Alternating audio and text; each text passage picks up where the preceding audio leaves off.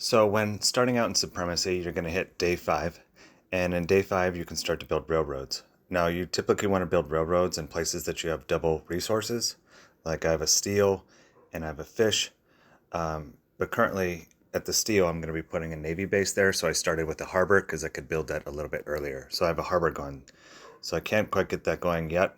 So I'm going to go down to this oil down here because steel and oil are things that I want to produce the most.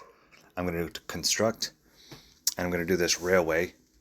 Notice when you do a railway, it takes hit points, so it actually is kind of built like a base, which is good.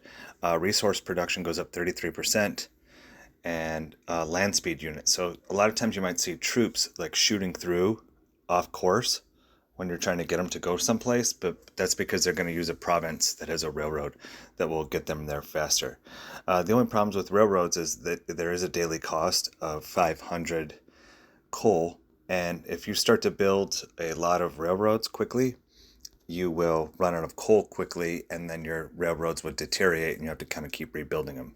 So sometimes I see a lot of young players that are just start putting railroads in every single province, but currently I don't really need any railroads for wood. I don't need railroads for gas. I don't need railroads for coal. So while I'm building early, I'm just going to be building railroads for steel and oil.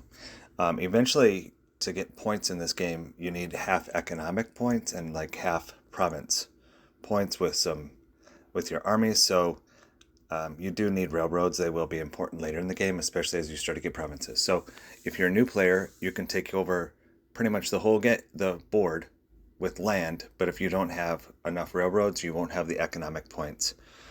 So you'll pretty much have to conquer the whole map to try to win, as opposed to if you conquer 2/3 of the map with railroads, you'll most likely win.